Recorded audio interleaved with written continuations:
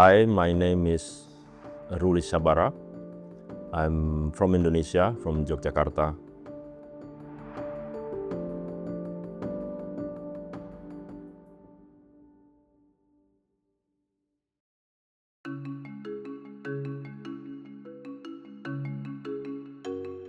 Sharjah is very interesting, located in the Gulf, and then it's relatively new compared to my country, for example, but it has sort of interesting intersection of different histories, I think, and it makes it kind of perfect place to present this particular project of mine, which is kind of deal with this kind of topic at the same time, which is history and future at the same time, which is, I think, which Sharjah represents. Yeah, my work is, I've started this project since 2012.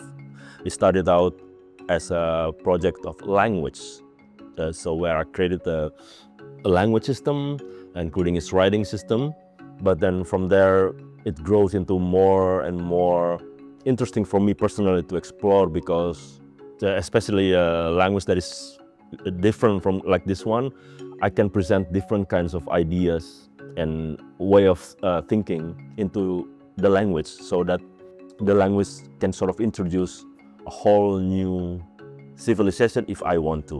All of the shapes, the circles, all of the details of this are not random. They're all based on systems and algorithms I created. And from there, first the manuscript was created, and then this manuscript was then translated into English and Indonesian language, and apparently it was a belief system called Khawagaka.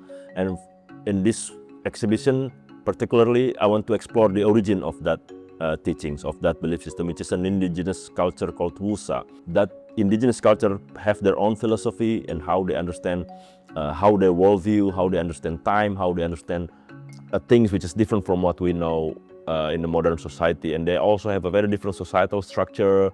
They have a very different phases. They have 6 main cycles that represent life, not only for humans but all existence.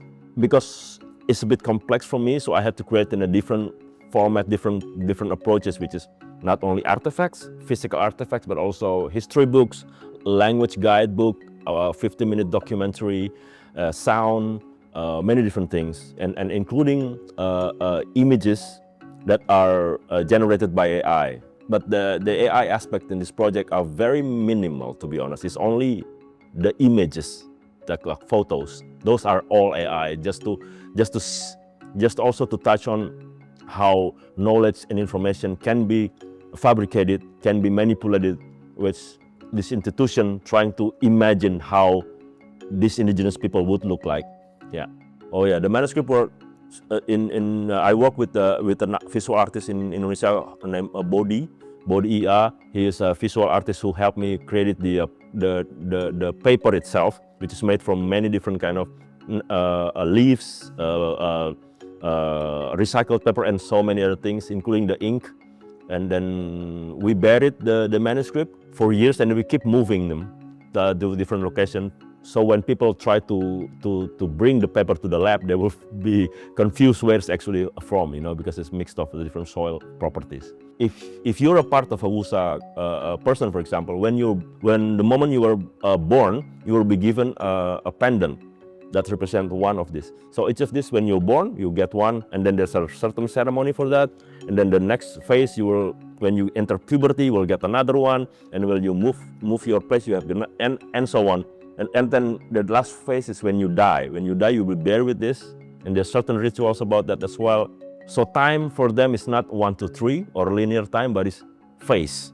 So time can be very fluid like that. It can be very long, can be very short. Depends on how you finish each phase. Yeah, so that's how it is here time. And it's not only apply for human, but all existence in the universe, including the planet itself. They all go through the same kind of phases. Start, grow, learn, and blend, merge, and die, and then rebirth. All of this represented with these 6 cycles of life. Mainly for me is how to tie everything all of this complex and intricate project into one thing, which is very difficult for me to present that as text, to present as how also to make sense easily for people.